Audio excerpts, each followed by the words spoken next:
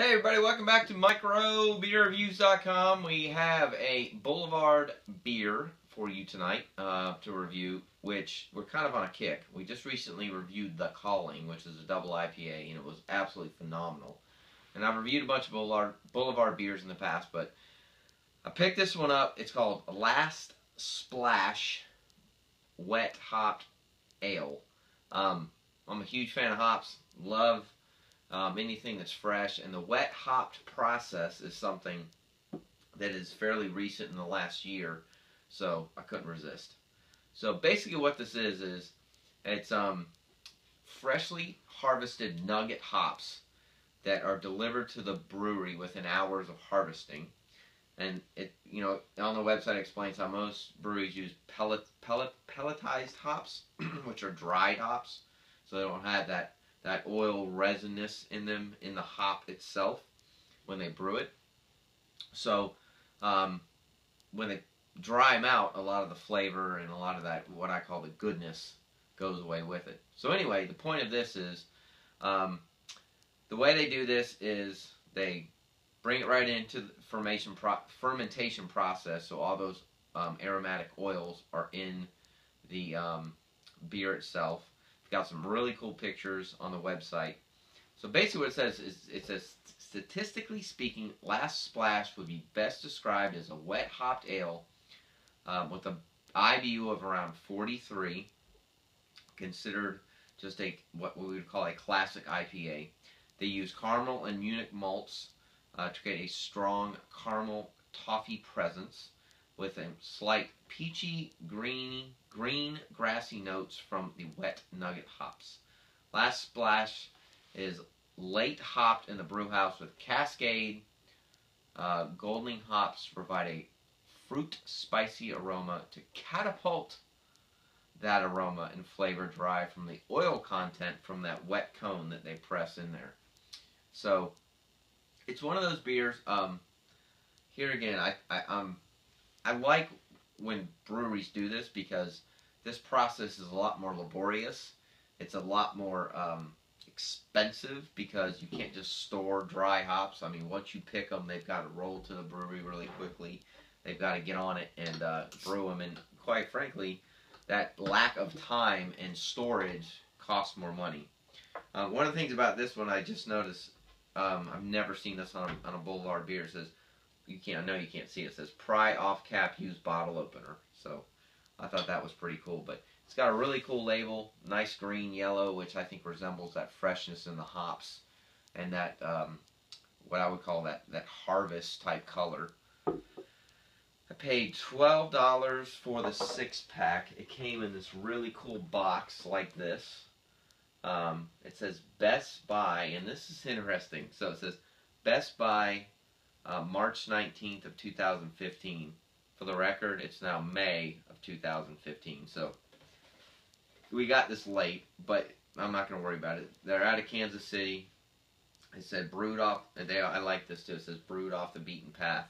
But I mean, this is a cool box. It's got their address and all this cool stuff about it. But anyway, I love marketing in a lot of ways because if it can grab your attention on the shelf, it will get you to purchase it. So what you're looking at here is, it definitely has that coffee flavor. There's quite a bit of carbonation here, but the head is very light. It's not dense at all. It's got a little bit of color to it. I would not call it white. So there is a lot of malts in this beer. There's a lot of what I would call that toffee looking color. And I cheated. I had one of these a couple days ago. It smells sweet. It smells sugary. It smells caramely, but it definitely, quite frankly, doesn't have a huge aroma to it. This is one of those beers where I expected, because of the wet hop process, it would be extremely aromatic, and this beer is not that way. It was almost disappointing on the aroma side, but staying strong, the flavor side is pretty good. I forgot to tell you the IBUs. I think they're 4.4%. It's pretty small. And it's also one of those beers that I think are going to be classified in the session. I can't find it. I think it's 4.4%. Anyway, So, it's very filtered, but yet it definitely has a lot more caramel color to it. It has a lot of carbonation to it, which the session style beer, that's what it's trending to be. It's to be more refreshing. It's a little bit more like zest in your mouth. But this one I think is going to be interesting because it's going to have a lot more malt to it, and you know that wet hotness is supposed to give that kind of pop in your mouth. But check this out.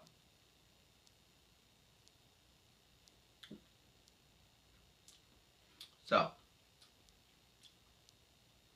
this beer is what I would almost call a medium body beer, low ABVs. There's no booziness to it. There's really no lacing in the glass. There's a lot of carbonation, but it has this kind of fruity, tangy stuff to it on the front of your palate. It's like grapefruits, maybe lemons, oranges, limes. It's just kind of got this tropicalness to it that I totally did not expect. So here again, you think I'm making this review too long, but last splash, wet hop, you know, pounding, huge hop aroma, flavor. It's just gonna just be sticky in your mouth. It's not that at all, quite frankly.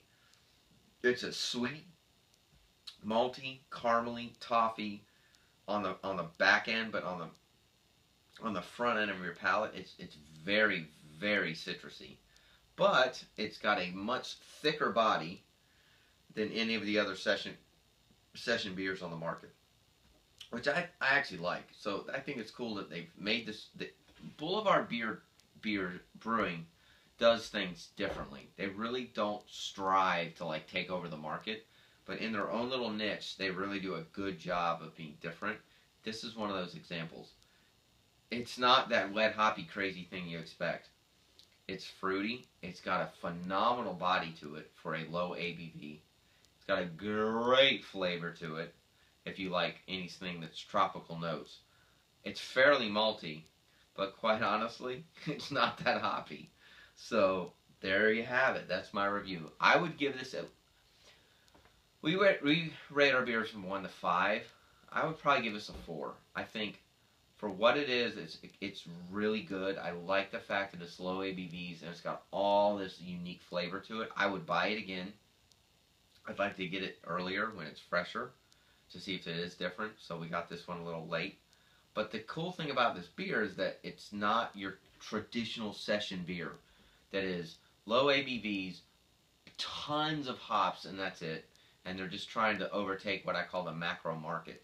That's not what this beer is trying to do. They're trying to give you a whole new outlook and a whole new variety of session beers that are just very, very flavorful and thick and rich and full of stuff that your palate likes. So, alright, made this too long. Let us know if you tried it. Thanks for watching microbeerreviews.com. I like it. I think it's very good. I think the name is deceiving. I don't think it's that hoppy, but I still think it's extremely worth the money and the try. We'll see you again real soon. We can follow us on Facebook or on Twitter, and we upload all the time. We appreciate you watching. See you again.